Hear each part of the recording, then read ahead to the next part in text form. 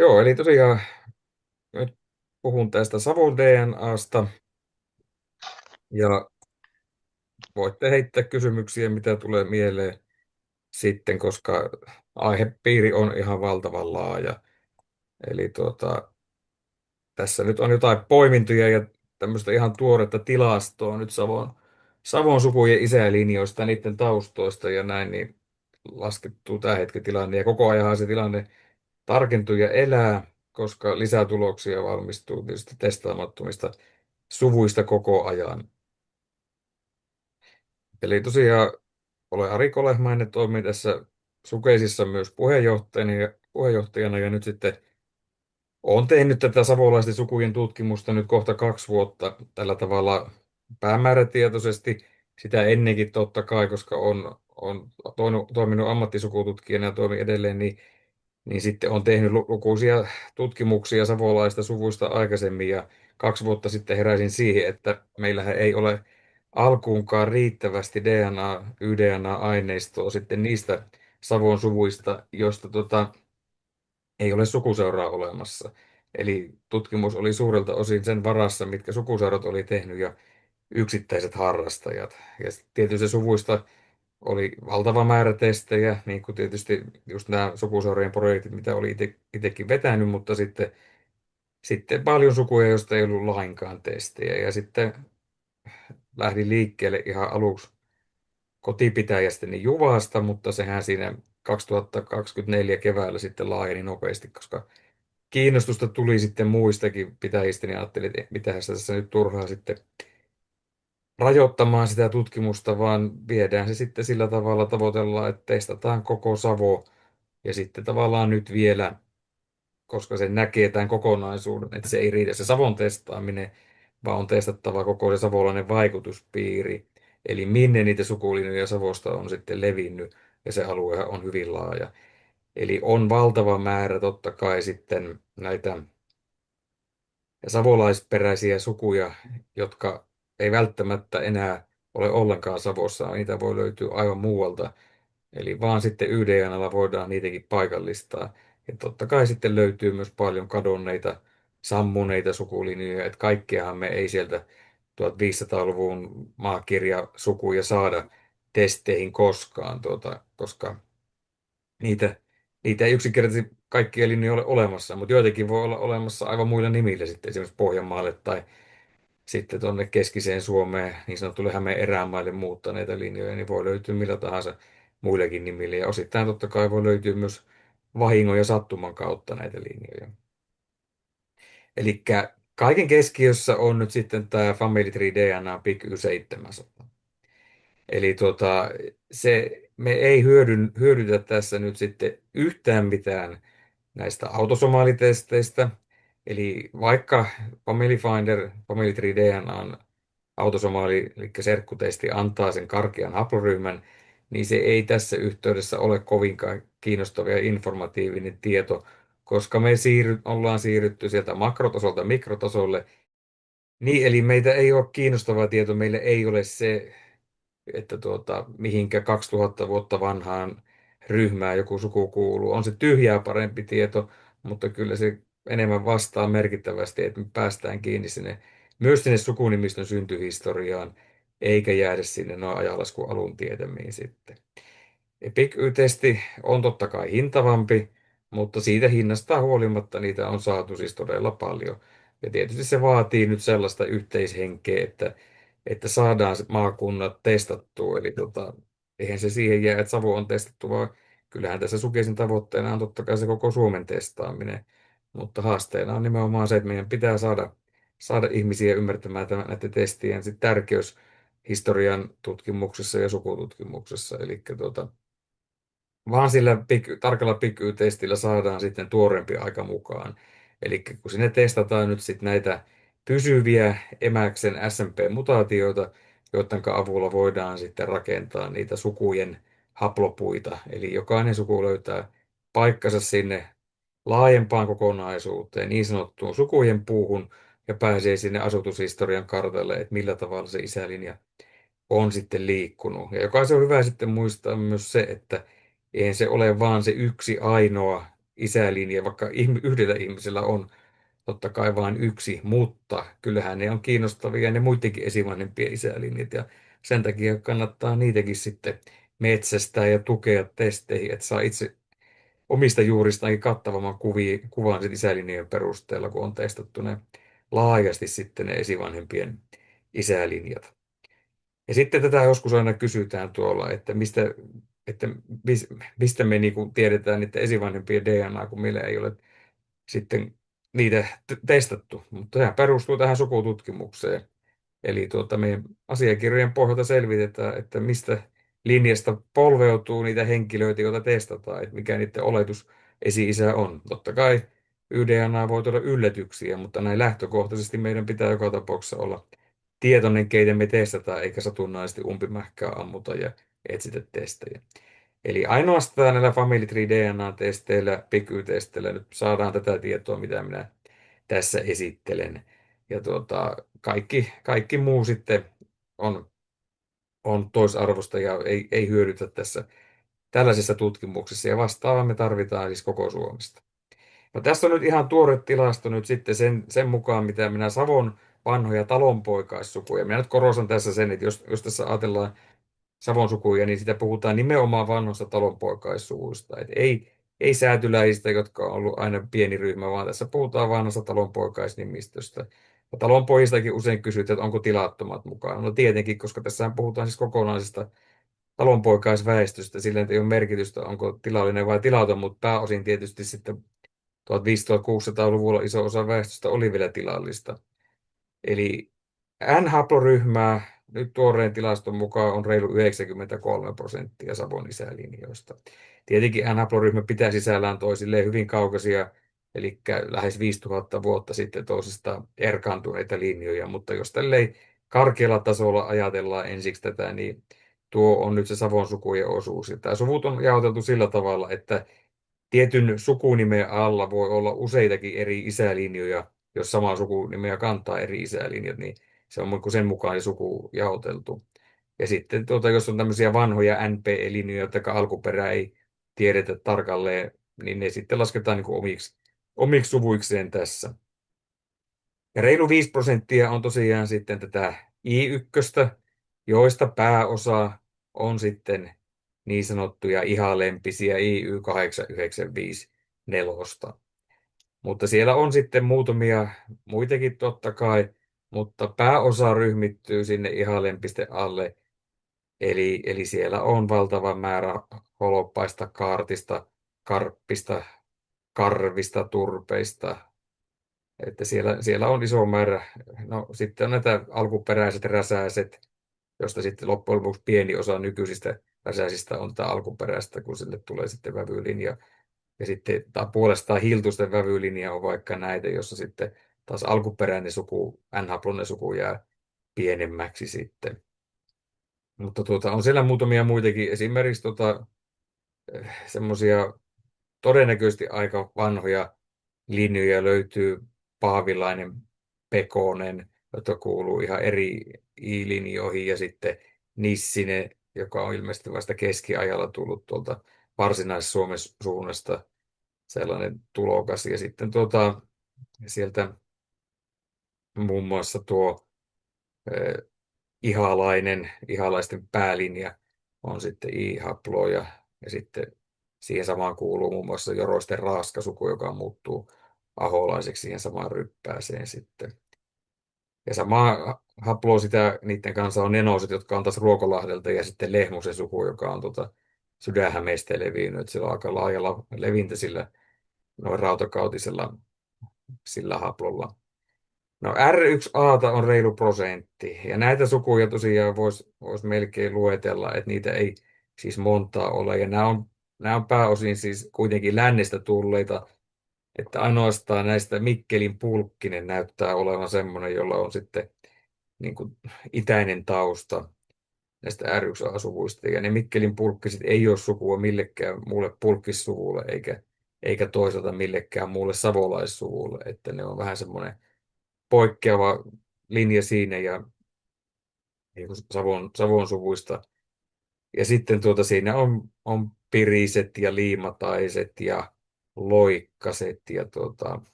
mikähän siinä nyt vielä oli, pari muuta. Remonen ehkä, koska Juha Remonen, Remojärvi, mutta siinä on semmoinen ongelma, että Remosissa ei ole verrokkilinjoja kaukaa, että 1700-luvun lopulta haarautuu ainoat elävät Remosen haaret ja nekin on hyvin, hyvin kapeita, että siellä on mahdollista, että Remonen on sitten Issakaiste, joka on yksi R1A-linja, niin Issakaiste NPE myöskin, mutta se nyt jää lopullisesti selvittämättä, koska verrokkilinjoja ei Remosista sitten löydy. Mutta tämmöisiä muutamia yksittäistapauksia nämä on, ja näillä ei ole keskenään mitään läheisiä yhteyksiä, niin kuin ei sitten kaikilla I1 kuuluvillakaan, että ne on sitten enemmän yksittäistapauksia lukuun ottamatta ihan lempisryhmää sitten, ja sitten näitä muutamia tähän ihalaisten lähelle kuuluvia linjoja. Ja tietysti näistä I1-linjoista niin kuin se ihalaisen linja ja sitten ihalempisen linja on niin kuin Etelä-Karjalan suunnasta tulleita linjoja sitten. Ja ainoa Savon talonpoikainen R1B kuuluva suku Hynninen, niin se ei ole asiakirjojen alussa ollut, niin en sitä nyt ottanut tilastoaineista. Se on 1505-luvun lopulla Jorosiin ilmestyy nämä hynniset. Ja on hyvä erottaa se hynnynen ja hynynen, jolla ei ole samaa alkuperää. Et siitä huolimatta, että Ylä-Savon hynysiä kirjoitettiin 1600-luvun veroluettelossa hynnisinä, niin se on varmaan vain kirjoitin olettamus, että ja sekaannus sitten näistä nimistä. Eli ovat ihan eri sukuja keskenään sitten nämä hynnynen ja karjalainen tausta tällä hynnisellä on. Eli tämä on nyt se pääjako, joka ei vielä ole kovin informatiivinen, mutta kertoo sen valtava enemmistö, joka Savon vanhassa hyvinkin homogeenisessä isälinjassa väestössä on, ja valtaosuus tällä N-haplolla ja muutamalla I-ryhmällä sitten.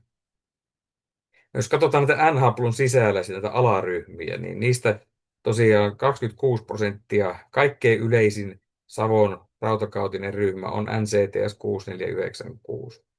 Ja nyt tässä nämä ajoitukset on nyt eri-aikaisia, eli tämä on näistä loppujen lopuksi tuorein ryhmä, noin 700-luvun alkuun sijoittuva, mutta siitä huolimatta isoin. Niin tämä ei ole tasa-arvoista sitten täysin, koska tässä on huomattavasti vanhempia ryhmiä, mutta se on sen verran isompi tilasto, että en ehtinyt sitä laskea tähän, niin tyydyin tähän karkeampaan jakoon. Eli NCTS 6496 on semmoinen ryhmä, joka valitettavasti edelleen kaikkialla luetaan niin kuin karjalaisiin linjoihin. Mutta ei sitä voi missään nimessä karjalaisena puhua, koska käytännössä tässä alla ei ole yhtään oikeastaan semmoista karjalaisessa laskettavaa sukua, vaan sieltä kun tämä ryhmä on syntynyt, niin se on täysin jälkeläislevinnältään Savoon keskittyvä. Että siellä nyt on joku Muolaan Pärssinen, joka ihan selvästi taas sitten kuuluu Rantasalmen Sulkavan suunnalta lähtöisin olevaan ryppäiseen pulkkisia remeksiä tämmöisiä. Että se ei ole missään se karjalainen suku, vaan savolaislähtöinen siinä, mutta ja sitten pitää muistaa se, että onhan siellä nyt sitten Karjalaan sijoitettavia linjoja, kun huomioidaan 1600-luvun Käkisalmen läänin asuttaminen, niin eihän sitä niin kuin voi peilata 1500-luvun tilanteeseen ollenkaan, kun se väestö on Karjalassa aivan eri kuin sitten 1600-luvulla, mitä se on 1500-luvulla ollut. Eli tämä ryhmä on savolaislähtöinen, mutta pitää nyt muistaa, kun puhutaan niistä heimoista, niin näissä puhutaan ajasta tavallaan vielä suurelta osin ennen kuin meillä mitään heimoja on ollutkaan. Eli nämä ei ole silloin ollut savolaisia, ne ei ollut karjalaisia, ne ei ollut hämäläisiä, heimot on syntynyt vähän myöhemmin silloin, kun tavallaan pitää olla kieli, josta voidaan puhua sitten myös heimoista. Eli ei voida, todennäköisesti nämä ei tosiaan ole suomen kieltä, ei ole ollut siellä alueella edes silloin kun nämä linjat on siellä olleet. Eli reilu neljäsosa kuuluu siihen, ja kaiken kaikkiaan 24%, melkein neljäsosa Savon kaikista isälinjoista, kun lasketaan mukaan sitten nämä muut haplot, niin on tätä NCTS 6496. Ja melkein yhtä paljon on tätä toista rautakautista ryhmää, NZ 5893, joka on pari 300 vuotta vanhempi ryhmä kuin NCTS 6496. Eli tämä on ihan selkeästi niin kuin Mikkelin ympäristöön sijoittuva ryhmä, ja 6496 todennäköisesti se on Mikkelin ympäristöstä levinnyt, koska sen kolmesta alaryhmästä kaksi keskittyy sinne Mikkeli-ympäristöön, mutta se kaikista isoin NCTS Hei 718-9 Ari, on joku sitten kaappas sulta näytön länsi. jaon. Aha, mutta jäin siihen, että Mikkeli-ympäristö on todennäköisesti nämä molemmat näyttäisi keskittyvä, kun jälkeläislevintää tarkastellaan, mutta tähän valtavan suuren NCTS 6 ja 96 selvästi suuri alaryhmä NCTS 718-9, joka sijoittuu noin 800-luvun loppupuolelle, niin se on kyllä sitten jo selkeästi luultavasti Rantasalmella syntynyt, että sillä on itäisempi levintä, mutta kaikki kaksi muuta ryhmää on enemmän keskittynyt Mikkeli-ympäristöön. Ja käytännössä se 718-9 puuttuu sieltä. Että kyllä olettaisin, että Mikkelin ympäristöstä nämä molemmat on lähteneet leviämään sitten, nämä isot ryhmät. Niin kuin myös tuo kolmannes isoin, jota se noin 12% on, eli NZ 5892, joka on 5893 rinnakkais, tai ei rinnakkaislinja, vaan se on veljen poikalinja taisi olla, ei kun setälinja. Setälinja, koska se NCTS 3223 haarautuu siis NZ 5894 ja NZ 5892.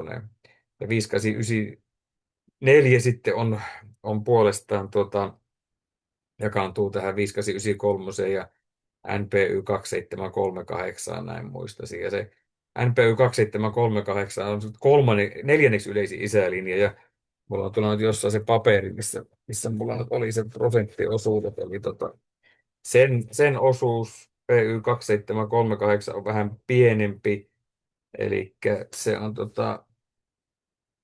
hetkonen, tarkastetaan vielä tuonne. Eli se on se 5% luokkaa on sitten se 2738, jossa on kyllä hyvin voimakasta kasvu sitten myöhemmin, mutta siinä on aika pitkät pullonkaulat alkuvaiheessa ja se keskittyy hyvin vahvasti sitten Juva-Joroinen alueelle se linja puolestaan, kun toinen haara, tämä isompi rinnakkaishaara 5893 on vähän läntisempi, eli sille Mikkelin ympäristössä. Ja NZ 5892 myös siinä Mikkeli-Ristiinän alueella on se vahvin niin kuin ryhmittymä. Eli ainakin se 70% sanotaan on sitä vanhaa väestöpohjaa, näitä vanhoja isälinjoja. Niitä on muutamia muita pienempiä ryhmiä. Sitten NVL 72 on jonkun verran sukuja ja no, sitten NPH 3568, joka on sitten näitä NCTS 3451 alalinjoja, niin on sitä. Noin 14% voidaan laskea näitä rautakauden loppupuolella keskiajalla Karjalasta tulleiksi linjoiksi. Eli siihen nähden, mitä aikaisempi olettamus on ollut, että Savo on pääosin asutettu Karjalasta, niin se jää ne linjat on sitten nimenomaan tuosta Karjalasta, eli puhutaan sitä Lappee, Taipale, eli Taipalsaari ja Jääski-alueelta tulleita. Me ei oikeastaan pystytä yhtään sukua sanomaan, mikä vaikuttaisi olevan Kannakselta tulleita Savon isälinjoja. Mutta sen sijaan kyllä sitten, kun tutkitaan monia Kannaksen pitäjiä, varsinkin sitä Äyräpää-aluetta Muolaa ja sieltä, niin siellä on paljon sellaista nimistöä, mikä on todennäköisesti muuttanut ehkä 1500-luvun alkupuolella tai joskus sitten Savosta. Ja sieltä nimenomaan se testaus voi osoittaa sen. Ja sieltä on tähänkin mennessä tullut niitä tapauksia vastaan, että moni karjalaisena pidetty suku onkin savolaislähtöinen. Esimerkiksi nyt yksi kaasalainen on, josta on STR-testi vaan, niin on selkeästi Savosta, vaikka se nimeä ei Savossa vanhastaan esiinnykään, mutta nimenomaan sitä Karjalan testaustakin pitäisi saada lisää, niin voitaisiin paikallistaa sitten niitä, mitkä on itse asiassa toisinpäin ollut sitä muuttoliikettä. Että on viitteitä siitä, että sinne päin on sitten taas Savosta puolestaan menty vähän myöhemmin. Ja sitten loput on pääosin lännestä tulleita linjoja, ja siellä nyt isommat ryhmät, nyt ei oikeastaan voi puhua ryhmistä, kun ne on kaikki yksittäislinjoja, mutta siellä menee niihin NY 5005 alla, joka on tietysti hyvin vanha länsisuomalainen isälinjaryhmä ja sitten esimerkiksi NPH 5061 alle, joka sitten on läntinen. Niin näihin nyt muun muassa menee niitä sukuja, mutta nämä on Nämä on tämmöisiä kaikki oikeastaan vähän yksittäistapauksia, että ne ei muodosta sellaista selkeää rypästä, että niistä niin kuin on turha lähteä määrittelemään jotain, sanotaanko, vähän yli 1000 vuotta vanhaa oksahaaraa, koska ne on käytännössä kaikki eri oksilla melkeinpä nämä lännestä tulleet linjat.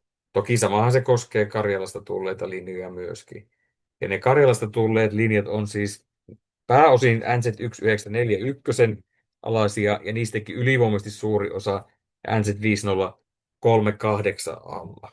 Ja se 503, jos näitä ikiä katsotaan, niin puntataan nyt vielä, että se menee suurin piirtein oikein. Eli kun löydän täältä toiselta koneelta tuon Time Green, niin katsotaan nyt, eli NZ1941 ajoitus menee sinne ajanlasku, niin eli se olisi noin 145 ajanlasku alun jälkeen, eli jota pidetään niin kuin tämmöisenä karjalaisena linjana, ja sitten siitä alaspäin kun tullaan, niin se NZ5038, joka on kaikista isoin ryhmä, niin sijoittuu sitten tuonne 300-400-luvun taitteeseen. 390 on siinä se aika-arvio, ja siinä on se tavallaan kaksi oksaa välissä, NZ1940 ja NZ4770, mutta suuri osa menee tosiaan NZ5038 alle näistä Savon tulleista linjoista. Ja ne on sitten se karjalaisvaikutus on sitten nimenomaan se, joka pääosin näyttää olleen tulleen siihen Savonlinnan ympäristöön ja sitten toisaalta myös sinne Mikkelin ympäristöön. Mutta selkeästi siinä Savonlinnan Säämingin alueella prosenttiosuus on korkeampi. Että oikeastaan niin kuin Mäntyharju Hirvensalmi alueella se on sitten toiseksi korkein Savonlinnan lisäksi, mitä on näitä Etelä-Karjalan suunnasta tulleita linjoja. Mutta Savonlinnassa se prosenttiosuus oli jossain, olikohan se noin kolmasosa isälinjoista on tullut sitten sieltä Etelä-Karjalan suunnasta. Ja se on tietysti ihan ymmärrettävää, kun otetaan huomioon siinä se vesistöyhteys sitten sen Etelä-Karjalaan. Mutta sitten kun mennään tuonne sisempään Savoon, eli ollaan Joroinen alueella, niin siellä ei kyllä montaa niitä tapauksia ole. Juvalla ei oikeastaan ole kuin tuo Miettunen, jotka on samaa alkuperää kuin Miettiset, todennäköisesti niitä Ruokolahden Miettilästä lähtöisin olevia linjoja, johon se YDNA osuu hyvin. Ja sitten vaikka Joroisissa on toinen Heiskasten isälinja, eli tuo Joroisniemen heiskaset, jotka sitten on niitä NZ 5038 alalinjoja, mutta sekin voi olla joku NPE tai sitten vävylinja, koska se heiskasten niin sanottu päälinja on isompia samalta pitäjästä Häyrilästä oleva NCTS 6496, joka on laajempi, niin sekä ei välttämättä ole alkuperäistä heiskasta, vaan siinä voi olla joku katkos. Mutta on sitten muutamia sukuja, mitkä ei tilastossa nyt ole mukana, jotka menis niihin eteläkarjalaistaustaisiin todennäköisesti. Eli nyt mainitsen nämä suvut, joista kaivataan PIKY-testiä. Eli näistä on joko markkeritesti, vanha 67, tai sitten tuo Family Finder haploryhmä. Eli nämä on sitten muun muassa Havukainen, Multanen ja mikähän se oli, Natunen esimerkiksi. Ja joku oli vielä siinä, mitkä todennäköisesti on niitä, mutta niitä ei voinut ottaa nyt aineistoon mukaan, kun etsinyt tarkempaa alaryhmää. Että noista tarvittaisiin. Ne menee sinne Joronen Rantasalmen alueelle niiden sukujen niin kuin alku sitten. Ja Kutvonen oli se yksi sitten vielä, mikä oli mielessä. Mutta ihan jokaista niistä ei olla asiakirjojen alussa. Ja Havukaisten alkuperäinen vanhempi nimimuoto on se Haukkanen. Ja ne on Rantasalmelta, mutta siellä ei ole niin kuin minkäänlaista kiinnostusta, ei ne ole saanut aikaiseksi kenessäkään, mitä on yrittänyt. Että erittäin hankala suku, sanotaanko näin, saada kiinnostusta testeihin, vaikka on sukuseurat ja muut, mutta ei ole ottanut tuulta purjeisiin. No tuossa on oikeastaan, tuohon on jäänyt nyt vahingossa tuo tämä on Mäntyharjun esitetty dia, jossa oli sitten, ja tein nyt muutokset tähän ja lisäykset, mutta nämä suvut on näitä yksiä Mäntyharjun esimerkkejä, mitkä menee tänne. Mutta tässä on nyt nämä prosenttiosuudet ja nämä N-haplon pääryhmät se olennaisin. Eli siis tämä 24% on tämä NCTS 6496, jolla on 3 alaryhmää. Eli tämä prosentit on siis kaikista Savon isälinjoista noin neljäsosa.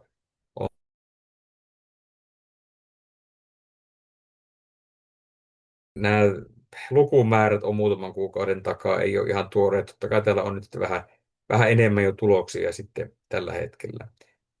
Ja se, mikä tässä on mielenkiintoista, on se, että tämä rinnakkaishaara on sitten puolestaan hyvin pieni, kun tämä on valtava haara, niin rinnakkaishaarassa on tuossa vaiheessa ollut 12 tulosta ainoastaan. Eli siellä nyt on käytännössä Kangasniemelle sijoittuu venäläinen tissari ja nyt se oranen tuli sinne, josta tissarit polveutuu taas niistä oraasista. Eli oletettavasti sekin on kuitenkin jo Savon alueella ollut isälinja tämä rinnakkaishaarakin, mutta se on aivan valtavan pieni verrattuna sitten isoon toiseen haaraan. Ja sitten jos me katsotaan tätä taaksepäin, tätä linjaa, niin se mahdollisesti olisi sillä tavalla, että tämä on niin kuin aikaisemmat linjat näistä on itäisempiä. Eli näistä nyt sitten isoin näistä rinnakkaishaaroista, tai sanotaanko iso setähaaroista, jos 6496 ajatellaan, on tämä NBL72, joka on nyt sitten kasvanut sen myötä paljon, kun on tullut Pohjois-Karjala ja Raja-Karjala noita DNA-tuloksia. Eli todennäköisesti tämä linja on ollut siinä Savon itäreunalta sinne Pohjois-Karjalaan sitten rautakaudella hyvin niin kuin vahvasti levittäytynyt sille alueelle, koska tuloksia löytyy Juva-Joroinen alueelta yltäen aina sitten Pohjois-Karjala ja sitten myöhemmin tavallaan kun on väestöön siirtynyt, niin löytyy sieltä Raja-Karjalasta Laatokan pohjoispuolelta. Eli just noita ortodoksisuvuilta todella paljon tätä NVL 72 on niin kuin hallitsevana linjana siellä. Mutta sitten nämä kaikki muut on hyvin pieniä Karjala ja Venäjän alueelta löytyviä linjoja. Eli niitä ei Savosta ole löytynyt, paitsi NVR 61 yksi tulos on Nilsiästä 1897 syntyneen Juho Kolehmaisen isä, joka on tuntematon, niin on linjaa, mutta sitten ne on Venäjän puolella ne muut tulokset sitten näissä on.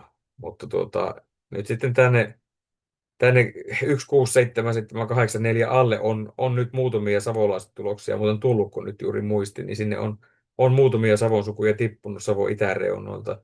Vaikka sieltä on karjalaisia tuloksia, mutta on Savon itäreunnoilta myös. Todennäköisesti hyvin laaja-levinteisiä nämä on ollut nämä linjat. Ja siinä mielessä, jos ajatellaan sitä laajaa levintää ja hyvin pieniä pullonkaulalinjoja, niin se voisi olla sitä muinaista metsästäjäkeräilijäväestöä, joka voisi olla sitten saamelaista väestöäkin. Mitä muuta väestöä oikeastaan siellä sitten olisi voinut siihen aikaan kuljiskella, jotka kuitenkin näyttää olleen siellä vähän niin kuin aina. Mutta tosiaan niin siinä mielessä ei pitäisi puhua enää niistä Dunkkelinpuun vanhoista jaoista Savo-Karjala, koska nämä on erittäin pitkään Savossa olleita linjoja nämäkin, vaikka ne olisi jossain sillä Savon-Karjalan rajamailla pyörinyttä metsästäjäkeräilijä väestö olleet, niin liikkuvuus on ollut suurta, eikä me voida oikeastaan missään nimessä ei voida puhua heimoista siihen aikaan, eikä sen takia voida määrittää savolaisia ja karjalaisia ollenkaan. Mutta sitten tavallaan myöhemmin, kun voidaan puhua näistä heimoista, mutta ei tässä vaiheessa, kun ollaan ajanlasku ensimmäisenä vuosisatoina ja reilusti niin kuin yli 1000 vuoden takana. Ja sitten noin 10% sitten näistä Savon linjoista on tätä NZ4747 alalinjoja, eli pääosin menee NZ1941 alle, mutta jonkun verran on sitten näitä NPY22105 alla olevia sukuja, ja pääosin niillä on sama tausta, että ne on tullut sitten sieltä Etelä-Karjalan suunnasta sitten Savoon, ja on sitä myöhempää tulokasväestöä, ei näitä vanhimpia linjoja, mitkä on nyt keltaisella ympyröity. Ja sitten nimenomaan täällä olevat nämä ryhmät, eli 11% NZ5892, 23% NZ5893, eli tämä niin sanottu veljenpoikalinja, sekä tämän 5893 veljeslinja NPY2738 on niitä vanhoja linjoja sitten. Eli nämä muodostaa se Savon pääväestön, jotka on olleet alueella sitten jälkeläislevintöjen perusteella selvästi hyvin kauan. Ja sitten esimerkiksi täältä tulee niitä yksittäisiä linjoja täältä muista boksista, Savosta löytyy. Täällä NPH 521 alla on näitä saamelaistuloksia, ja sitten sieltä löytyy muutamia Savon sukuja. NPH 5061 on aika hyvin läntinen linja, mutta siellä on sitten Savon suvuista Juva-Auviset, Mikkeli, Asikaiset muun muassa, Arkilander, Kauhaset, jolla on niin kuin läntinen tausta pääosin näyttäisi näillä suvuilla sitten olevan.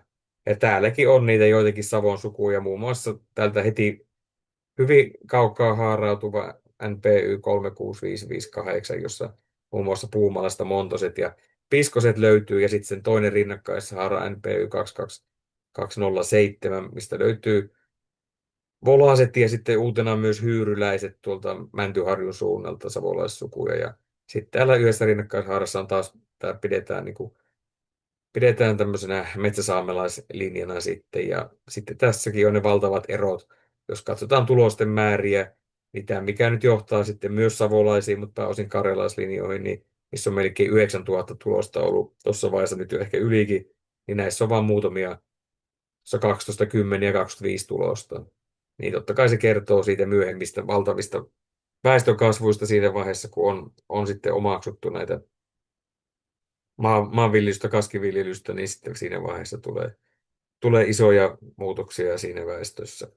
Eli valtavat väestönkasvut alkaa sitten siinä vaiheessa. Mutta näihin ryhmiin ne savolaiset isälinjat sitten niin kuin menee. Ja jos otetaan sitä kartalla, mitä alussa puhuin, niin Mikkelin ympäristö näyttää olevan se keskiö siinä lähtöalueina. Eli sinne ryhmittyy nämä vanhimmat linjat, eli tämä 594 alahaarat, 93 ja 92, ja sitten puolestaan 93 alahaarat, nämä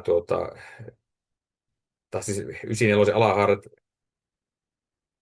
93 ja 2738 ja 94 rinnakkaishaara 5892, ja nämä sitten alkaa levitä sinne Juvan suuntaan, nämä linjat sitten tästä puolesta alaspäin tästä. Eli 2738 ja 17798 on hyvin niin keskittyneet tuonne Juvan ympäristöön. Kun puolestaan sitten toisen rinnakkaishaaran 35031 näyttäisi olevan Mikkelin ympäristössä sen näitä 6496 alalinjoista puhutaan nyt tässä tapauksessa, ja sen rinnakkaishaara kansakin aika lailla siellä suunnalla, mutta enemmän jo vetää sinne Jorosten suuntaan, ja sitten Rantasalmelle vahvasti keskittynyt kolmas tästä 6496 rinnakkaishaara, tämä se kaikkein isoin reilu 1000-vuotinen Savon isälinja, jossa on ollut todella voimakas väestönkasvu sitten siinä 1000-luvun jälkeen. Niin se. Mutta sitten jos ajatellaan näitä tämmöisiä myöhempiä isoja linjoja, niin 5892 alahaarasta tämä NFTT 102, joka sijoittuu sinne Joroisten ympäristöön, niin se on sitten kasvanut hyvin voimakkaasti myös. Että nämä on niin kuin nähtävissä, että se Rantasalmen Joroisten alueella on ollut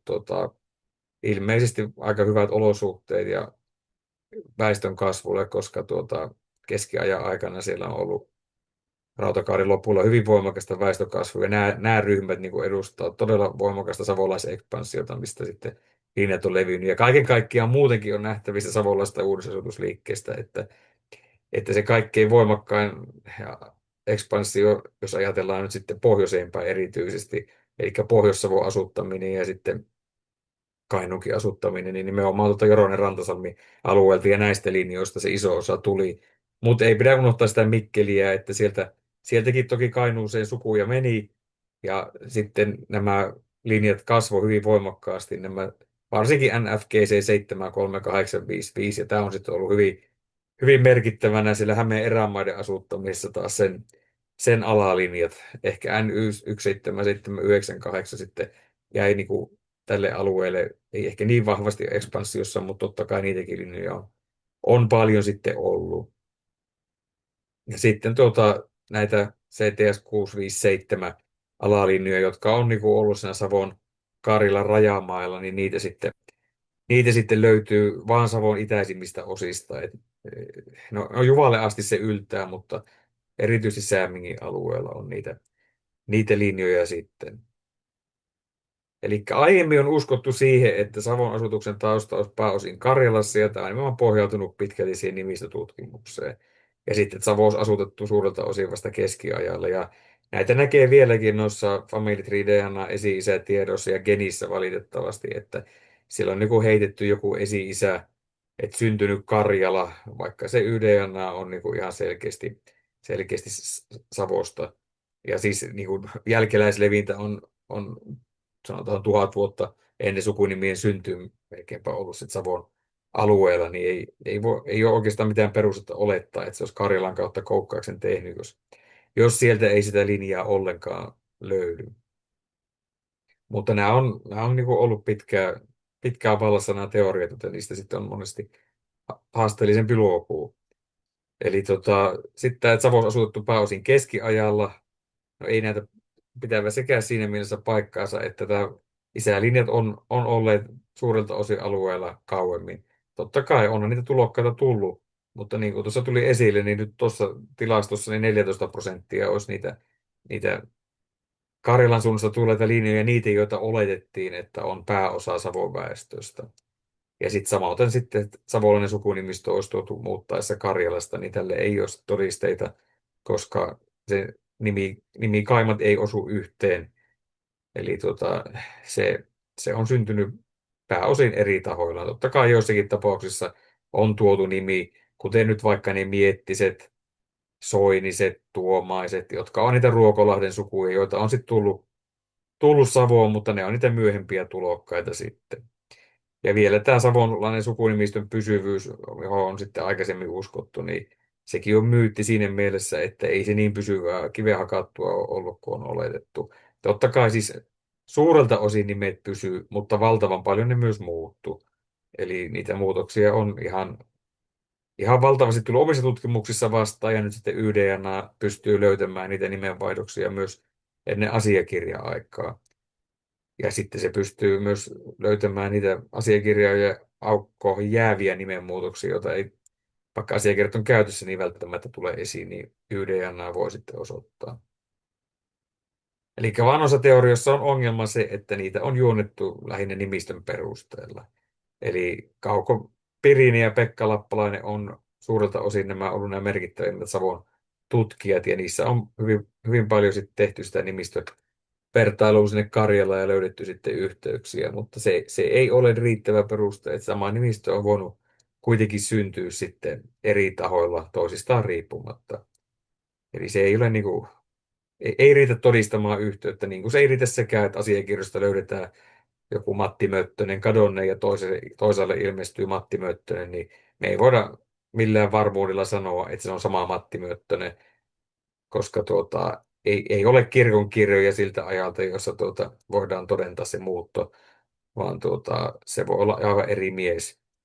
Eli sitä ei voi asiakirjojen perusteella aivan varmaksi sanoa, ilman että on molemmista linjoista olemassa sit varmat DNA-vertailut, jotka osoittavat sen yhteyden sitten.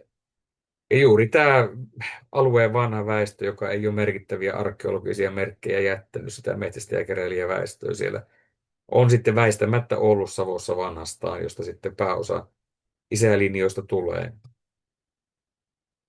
Eli tästä tutkimusmenetelmänä tässä tutkimuksessa on nimenomaan se, että, tai siis mitä tästä syntyy, niin luodaan tämmöisiä kuvaavia sukupuita, eli jokainen testattu YDNAn perusteella pääsee näille oksille sitten, ja kaikilla oksahaaroilla omat aika-arviot, ja sitten nimistötutkimuksen perusteella voidaan arvioida niiden sukunimien syntyaikaa, eli kun tiedetään mitä nimistötutkimus on arvioidu, missä vaiheessa sukunimiä syntyy, minkä tyyppisiä nimiä ne on, niin voidaan päästä kiinni näihin vanhimpiin kantasukuihin siihen Savon sukunimistön syntyyn sitten.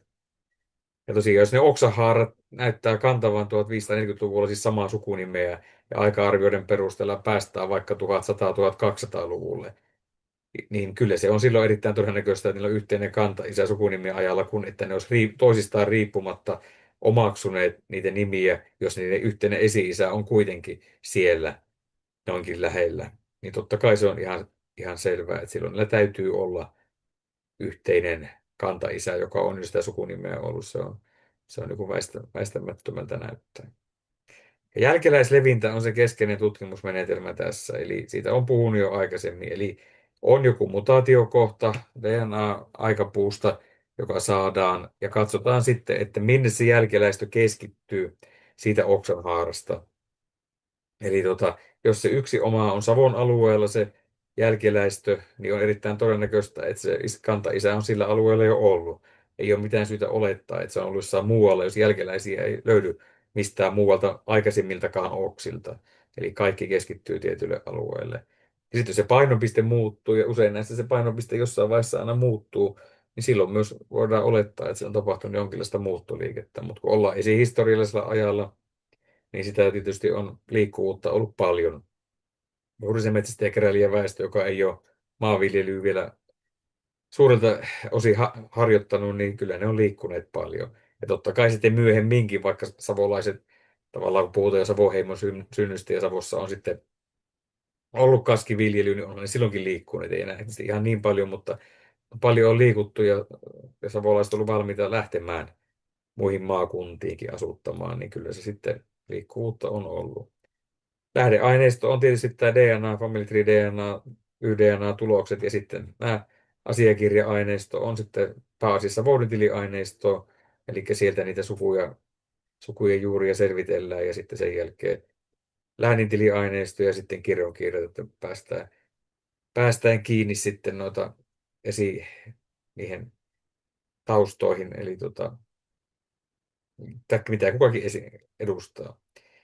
No miten se Savon vanha väestö oli, jos ei ollut Karjalasta? Eli tosiaan ne eroaa merkittävästi toisistaan nämä Savon ja Karjalan isälinjat, kun Saimaan eteläpuolella vaikuttaa hyvin voimakkaasti NZ1941 jälkeläislinjat ja esimerkiksi I-haplo-osuus on huomattavasti merkittävästi isompi. En ole sieltä tilastoja laskenut, mutta se on ihan niin kuin näin mututuntumallakin sanottava, että I-haplo-osuus on isompi, koska lännestä on tullut sinne Karjalan suuntaan rautakaudella varhaisemmin sitä asutusliikettä, joka ei ole kohdistunut Savoon. Eli Savossa on ollut sitä vanhaa väestöä, mutta sinne ei ole tullut niinkään sitä varhaista läntistä muuttoliikettä. Eli sellaisia I-linjoja ei Savosta löydy, mitä Karjalassa on hyvin, hyvin yleisenä sitten. Totta kai hän on yleisempi Karjalassakin ja Z1941, mutta on paljon enemmän I-linjoja sitten. Ja nimenomaan Saimaan sitten pohjoispuolella korostuu Savon alueella nämä NCTS 696, se NZ5893, NPY2738 ja NZ5892. Eli nämä, ja sitten muutamat muut niin muodostaa suurimman osan niistä Savon vanhoista isälinjoista. Eli nämä on sitten, Jukka Korpela on heittänyt sen jo vuosia sitten ajatuksen, että savolaiset on itse asiassa kieltänsä vaihtaneita saamelaisia, että ei ne ole ilmestyneet sinne mistään tyhjästä, vaan ne on olleet siellä. Ja siinä mielessä tämä on mahdollista, mutta sen aukoton todistaminen on totta kai haastavaa ja mahdotontakin, mutta siihen on totta kai viitteitä, koska mitään muuta väestöä siellä on ollut, joka on ollut siellä kauan. Mutta eihän me tarkalleen niitä kieltä voida määrittää, mutta metsästäjäkeräilijäväestöä, joka voi olla jonkunlaisia muinaissaamelaisheimoja edustanut, ja onhan siellä tietysti niissä tietyissä oksahaaroissa niitä ihan sitten myöhempiäkin metsäsaamelaisia löytyy, jota on sitten pohjoiseen päin lähtenyt menemään. Mutta tähän kysymykseen ei sen enempää voida sanoa, kun se tiedetään nyt, että Savon väestö on hyvin vanhaa ja se ei ole Karjalasta tullutta, se nyt ainakin voidaan sanoa. Ja on sillä monia muitakin ryhmiä, esimerkiksi just NVL 72 ja NPR 3050, jossa on hyvin pitkiä pullonkauloja ja myöhemmin alkanut se väestön kasvu siinä vaiheessa, kun kaskiviljelys tulee mukaan, joita yltää sitten tosiaan sinne Pohjois-Karjalaan, niin niitä linjoja, niin kyllä ne hyvinkin tätä samaa vanhaa alueen porukkaa olisi ollut. NPR 3050 on kyllä sitten taas läntinen, että se on jossain vaiheessa rautakaudella tullut lännestä päin enemmänkin kyllä sitten. Mutta ehkä se Päijänteen ympäristö on ollut keskeinen sitten Savon asuttamisessa, koska varsinkin nämä Z5893 ja PY238 ja NZ5892, sen tausta viittaisi sinne Päijänteen ympäristöön Päijät-Hämeen suuntaan sitten, mistä ne olisi muutama vuosita ajanlaskun alun jälkeen tulleet. Mutta se on niinku Savossa se voimakas väestönkasvu sitten 1000-luvun jälkeen alkaa. Eli Se on, näissä Y-puut runsastuu hyvin suurella vauhdilla sitten siinä samoihin aikoihin, kun sukunimistö alkaa sitten syntyä. Eli ne näyttää kulkevan käsi kädessä sitten tavallaan se maanviljelyksen syntyminen ja sitten tämä väestön kasvu. Ja siihen se sukunimistön synty tapahtuu sitten siinä myös. Ja asutuksen leviäminen tietysti alkaa siinä vaiheessa myös voimakkaasti. Eli aikaisemmin kun sukujen uskottu tulleen pääosin Karjalasta, mutta nyt sitten nähdään, että isällinet on merkittävästi vanhempia Savo-alueella. Ja ne isällinet poikkeaa suuresti toisistaan. Ja näitä lännestä tulleita linjoja on oikeastaan yhtä paljon sitten kuin näitä Karjalasta tulleitakin. Ja molemmat muodostaa tavallaan semmoisia yksittäistulijoita, ei isoja sitten ryppäitä. Ja Karjalan muutto on oikeastaan sitä Lappeen Jääski Taipaleen pitäjistä sitten. Eli tosiaan vanhan muutokset se, että niitä sukunimiä ei myöskään ole tuotu muuttaessa Karjalasta. Samat sukunimet on syntynyt lähes poikkeuksetta eri tahoilla. Ja useimmin se on toisinpäin se muuttoliike, eli Savosta on muutettu sinne Karjalan suuntaan. Ja näitä Savon yleisimpiä isällisiä ryhmiä ei esiinny vanhassa Karjalan väestössä käytännössä sitten ihan joitakin yksittäistapauksia lukuun ottamatta. Eli ne vanhat nimistöön pohjautuvat teoriat tuossakin Savon historiassa, niin että Kannakselta olisi ollut merkittävää muuttoliikettä, niin ei ole löytynyt tukea nyt sitten näistä YDNA-tuloksista.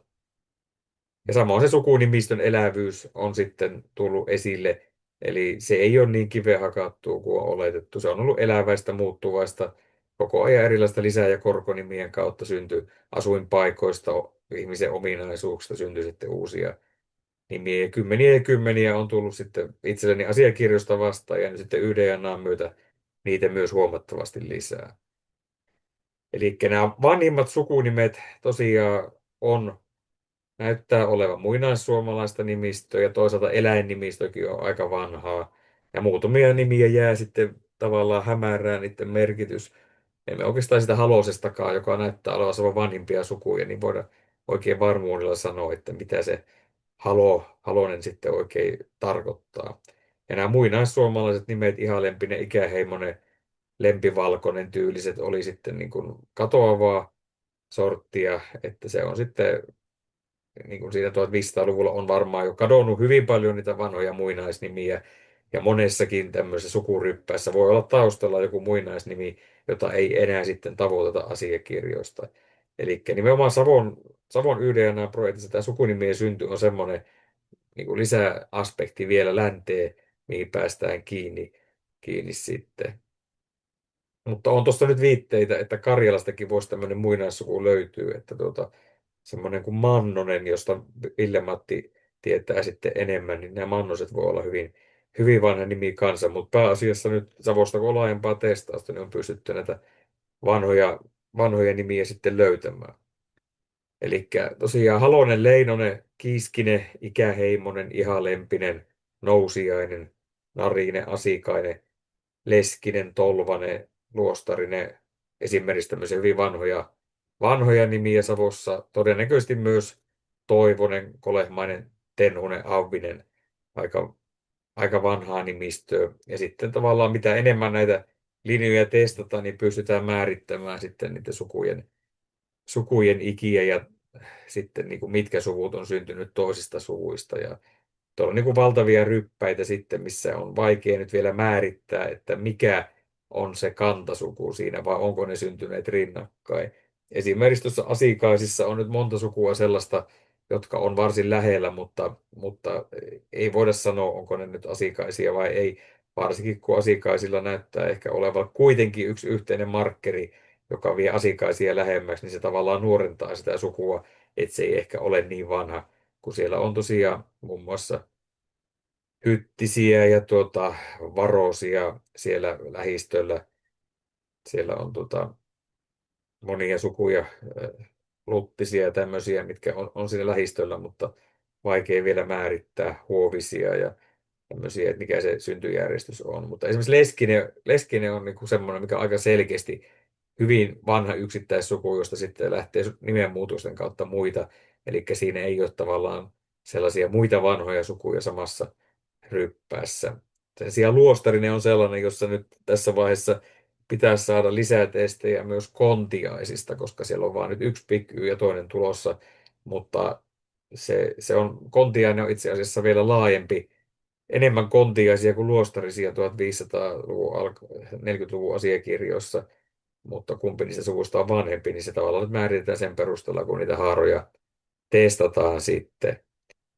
Eli tätä syntyjärjestystä voi sillä sitten selvittää. Ja Tennusissa on myös valtava iso rypäs, jossa Tennusia on kahdella aika kaukaisella oksalla, mutta sitten pitäisi vielä löytää lisää Tennusia ja muita siitä, muun muassa Moilasia ja tällaisia sukuja testata laajemmin, että voitaisiin määrittää niiden järjestystä. Eli siellä sitten kantaoksilta löytyy muassa yksi mielonen, mutta kun se on ainoa mielosen testi, niin mielosiakin pitää saada lisää. Toki riskinä on aina se, että ne tietty suku yhdistyykin vasta vaikka niinkin lähellä kuin 1500-luvun lopulla keskenään, jolloin se ei anna tietoa sitten enempää, mutta jos olisi olemassa linjoja, jotka olisi jo selvästi keskiajan puolella erkaantuneet ja niiden testaaminen niin olisi nimenomaan näissä ratkaisevaa näiden muinaissukujen määrittämisessä. No, tässä muutamia esimerkkejä nyt sitten, minkälaisia puita niitä muodostuu. Ja tässä nyt sitten lähdetään sitä NZ589, joka on niinku semmoinen linja, jossa on niinku näitä savolaislinjoja, mutta ei tavallaan vielä yksinomaan ihan varmuudella voi sanoa, onko tämä ollut siellä Mikkelin ympäristössä vai vielä Päijät-Hämeen puolella tämä kantaisä, mutta pääosin linjat on sitten keskittyy jo Etelä-Savoon, että 5894 on voinut olla jo Savossa. Ja tässä nimenomaan sitten, kun edetään eteenpäin, niin alkaa tulla niitä sukunimiä, mitkä voidaan. Mutta täällä on niin kuin Päijät-Hämäläinen linja 1, joka keskittyy tuonne Joutsan seutuville, joka on huomattavasti tuoreempi. Onko siellä sitten savolaissukuja tulossa tänne väliin, niin on toki mahdollista, mutta vielä ei voida sitä sanoa, kun kaikkia tuloksia ei ole saatu. Ja lisää on tulossa, mutta vielä testaamattakin paljon sukuja on. Eli tässä esimerkiksi yhtenä merkittävänä kantasukuna on nyt tämä ikäheimonen, jonka ikä nyt määritellään pitkälti sen perusteella, että pitäisi saada ne kaikki haarat testattua ja toisaalta sitten sinne löytyy koko ajan uusia sukuja, jotka tulee ainakin lähelle, osa jopa suoraan alle. Esimerkiksi Timonen tuli nyt uutena, eli Timosissa on semmoinen haaste, että siellä on testattu semmoinen Leppävirran Timosen haara ja itse asiassa Leppävirran Timosten kantaisä on ruotusotilas, joka on mainittu syntyneen Karjalassa ja se Karjalassa voisi olla Liperin puolella, jossa oli Timosia, joka olisi hyvin lähellä sitä Leppävirtaa siinä, mutta tosiaan niin se menisi tuonne ikäheimosten alle, mutta meillä kun on Nurmeksen Timosista kokonaan erillinen isälinja, joka voisi puolestaan olla niitä Järviseudun Timosia Etelä-Pohjanmaalta. Eli siellä on voinut taas talon mukaan muuttua nimi, kun se on läntistä N-linjaa, eikä ole mitään savolaissukuja lähettyville näillä Timosilla, Nurmeksen Timosilla. Niin sen takia nyt sitten Kiteen ja muun muassa sitten Ylikiimingin Timosten testaaminen on nyt sitten ratkaisevassa asemassa siinä, että löytyykö tätä samaa linjaa ikäheimosten alle menevää linjaa sieltä. Ja sitten esimerkiksi Kaipainen on yksi vanhimpia, isompia sukuja, joka testaaminen on tärkeää saada huomattavasti lisää niitä kaipaisten tuloksia sitten. Kaipiainen on sitten selkeästi eri suku, josta myöhemmin osa on myös kaipaisia. Mutta ja sitten meillä löytyy vielä Kainuun kaipaiset, jotka menee kokonaan eri haaraan sitten tästä isälinjassa puussa, mutta sitäkin on vain yksi ainoa tulos sitten. Eli näissä on hyvin paljon, näissä monissa haaroissa löytyy niitä tuloksia Savon ulkopuolelta, eli juuri niitä Etelä-, Keski-, Pohjois-Pohjanmaan alueelta olevia linjoja, jotka osittain voidaan ehkä määrittää sitten tiettyyn sukuun, mutta jossakin voi olla, että ei voida vielä sanoa, mitä sukua ne sitten tarkemmin itse asiassa on, koska sitä kantasukua ei välttämättä ole testattu. Ja sitten täällä oksistossa on taas sitten näitä isoja kantasukuja. Liukkonen on yksi, mikä on mahdollisesti yksi vanhimpia Savon sukuja myöskin. Ja siellä liukkosten alla nyt näyttäisi olevan rönkkö, suku pöyhöset, pekuriset, jotka voi kaikki olla alkuja liukkosia. Ja täällä on niitä valtavia Puulan vesistöalueen ryhmiä, jossa on todella merkittävää muuttoliikettä ollut sitten sinne taas Hämeen erämaihin, Mannisia, Hokkasia. Löytyy hyvin paljon taas sieltä Hämeen erämaan alueelta näitä näitä linjoja sitten myöskin. Ja toki Mannisia mennyt myös muun muassa pohjoiseenkin. Ja sitten täällä on niin asikaisten, mistä puhuinkin, se rypäisyys on valtavan paljon. Myös pohjoiseen menneitä sukuja, esimerkiksi se Keränen, Kainuun Keränen, jonka alkuperä nyt on vielä vähän arvotus, että esimerkiksi Keräsen ja Kääriäisen erottaminen veroluettelosta on haastavaa, koska kirjuritkin on mennyt se sekaisin ja kirjoitusasu on hyvin samanlainen. Ja sitten esimerkiksi pohjoisen Läämmässä suku, myös Kainuun Koillismaan suku, niin menee sinne tähän samaan Hyttinen Asikainen tähän ryppääseen sitten. Jotka on mahdollisesti entisiä huovisia, nämä Läämmäiset voisi olla. Mutta joka tapauksessa niin sinne tulee koko ajan lisää sukua ja meneepä tänne sama mainittu Asikainen, Huovinen, Hyttinen ryppääseen sitten myös paljon vienalaisia tuloksia, muun muassa se Arhippa Perttusen tunnettu runonlaulaja isälinja on tuonne menevää, että tuossa Sari Karjalaisen kanssa puhuttiin se savolaista tuloksista, että koko ajan Vienan Karjalastakin löytyy merkittävästi lisää savolaislähtöisiä tuloksia, jotka ei välttämättä ole suoraan mennyt kaikki Savosta, vaan suuri osa sitten Pohjois-Pohjanmaan tai Kainuun kautta sinne Vienaan sitten. Mutta tämä korostaa sitä, miten tärkeää se muiden alueiden testaus on, että me sitten voidaan hahmottaa Savoa ja voidaan hahmottaa ylipäänsä kaikkien alueiden sitä asutuksen taustaa. Ja täällä esimerkiksi tämmöinen jännä yksittäisrypäs, jossa on nyt sitten tullut tuonkin taulukon teon lisäksi lisää sukuja, eli siellä on nyt tämä Kerimäen sairaset, jotka pitäisi olla siis naukkarisia alun alkaen, mutta naukkariset ei osu siihen linjaan, mutta selkeästi naukkariset syntyy sairasista nimenmuutoksen kautta 1600-luvun alkupuolella.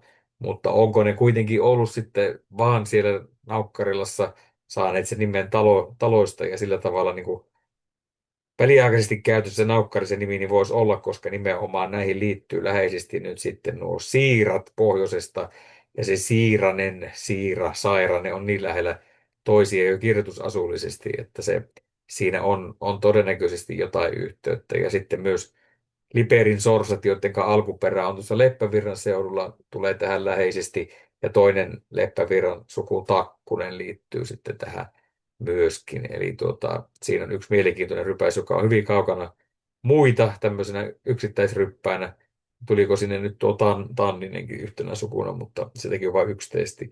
Eli lisää näitä testejä, verrokkitestejä eri sukulinjoista tarvitaan, että nämä oksat sitten tarkentuu.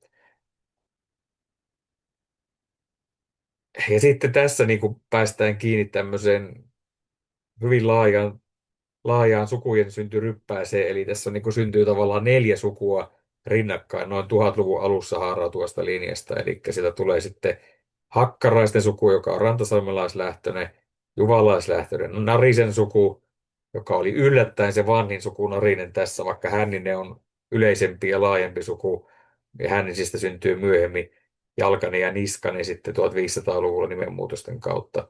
Mutta itse asiassa Narinen näyttää olevan siinä se vanhin kantasuku kuitenkin. Siellä on myös pekkarisia, lautiaisia, pietikäisiä, koikkalaisia sitten alla. Ja sitten Hyvöset, josta on valitettavan vähän vielä tuloksia. Ja sitten Janatuinen, joka on ehkä se kantasuku tässä, ja Kokkosia syntyy siellä sitten ilmeisesti Janatuisista keskiajalla olisi ehkä syntynyt suku. Ja siellä on sitten Järviseudun linjoja lähistöllä, jotka joko ne ei ole ihan näitä sukuja tai sitten ne on hyvin lähellä, että se kantasuku puuttuu, mutta Kärnät ja Söyringit sieltä löytyy tähän, että se Etelä-Pohjanmaan Järviseudun testaaminen on myös Savon kannalta tärkeää. Ja sitten tämä oma isälinjan ryppäin, joka on yksi Savon suurimpia mysteereitä ollut, eli tai se rypäs on mysteeri, vaan se alkuperä tässä Pieksämäen kolemaisissa, joka on siis NPE-linja, niin nyt tosiaan sijoittuu tänne ryhmään, eli FGC 46793, jossa on riekkisiä, tarvaisia, puraisia, Pieksämäen kolemas Leppävirran herraset, että tänne tuli nyt uutena sitten Leppävirran laakkoset, jotka tuli lähimmäksi näitä kahta NPE-sukua, Pieksämäen kolehmaisia ja Leppävirran herrasia. Mutta sitten tässä nyt on kysymys se, että voiko tämä koko rypäs olla Mäntyharjun toivoisia, koska nyt sinne koko ajan tulee niitä Mäntyharjun linjoja ja aika monet niistä on niitä entisiä Toivosia, niin tässä on mahdollisesti yksi vanha muinaissuku voi olla löytymässä, mutta huomattavasti lisää tuloksia tarvitaan. Että mahdollisesti joku 1000-luvun suku voisi olla kysymyksessä, mutta ei sitä nyt voi varmuudella vielä sanoa, mutta näköjään niitä toivosia sinne tippuu, tai toivosten jälkeläisiä, ei toivoisia, vaan toivosten jälkeläisiä. Toivanen ja Toivonen on kaksi eri sukua, ja Karjalan toivosia ei kannata sitten sotkea taas tähän, koska sieltä löytyy I-haploryhmän tulosta ja ei liity näihin Mäntyharju toivosiin, ellei nyt siellä Karjalassa ole joku sitten vävylinja tai muuta katkennut linja, mutta ainakaan tässä vaiheessa ei ole viitettä siitä. Ja tässä kuvassa on nyt tämä valtavan laaja NCTS 7189, joka nyt sitten on se isoin reilu 1000-vuotinen Savon rypäs, jossa on sitten valtavasti näitä sukuja.